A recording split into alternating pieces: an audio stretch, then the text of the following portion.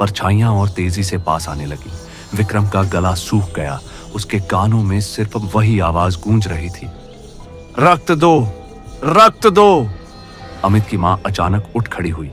उसने अपनी कलाई चाकू से काट ली और कटोरे में खून टपकाने लगी। विक्रम चीख पड़ा, नहीं चाची, ऐसा मत कीजिए। लेकिन मां चीखते हुए बोली, अगर मेरा खून देने से मेरा बेटा बच जाए तो मैं मरने को भी तैयार हूँ। जैसे ही खून कटोरे में गिरा, आत्मा की आंखें और भी सफेद हो गईं। उसका धुंधला शरीर स्थिर होने लगा। वो औरत चिल्लाई, हाँ, यही चाहिए मुझे, और खून। बाबा ने मंत्र पढ़ना और तेज कर दिया, लेकिन तभी आत्मा ने विक्रम की ओर हाथ बढ़ाया। विक्रम को लगा जैसे उसकी आत्मा शरीर से खींच रही हो। उसने देखा अमित अब धीरे धीरे होश में आ रहा था, लेकिन उसकी मां जमीन पर गिर चुकी थी। उसका चेहरा पीला पड़ गया था और शरीर बिल्कुल ठंडा। आत्मा चीख रही थी, आधी आहुति पूरी हो गई, अब अंतिम आहुति चाहिए, तभी मैं मुक्त होंगी। बाबा ने जमीन पर त्रिशूल मारते हुए कहा, नहीं, तू इस आंगन से बाहर नहीं जाएगी। आज तेरा अंत होगा। आत्मा ने दहाड़ लगाई और पूरा आंगन हिल उठा।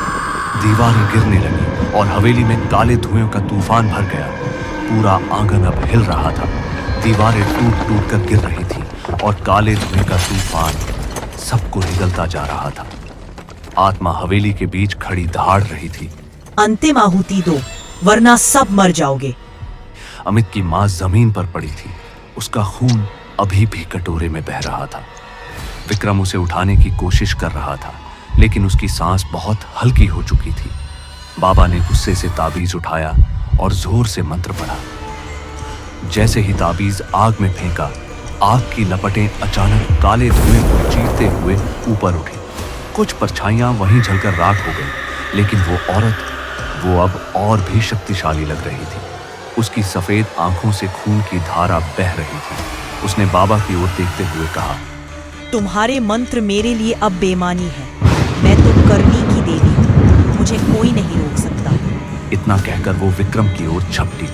विक्रम चीख पड़ा, पर तभी अमित अचानक उठ खड़ा हुआ। उसकी आंखें अब सामान्य हो चुकी थीं। उसने कांपते हाथों से मां का खून सना कटोरा उठा लिया और आत्मा की ओर फेंक दिया।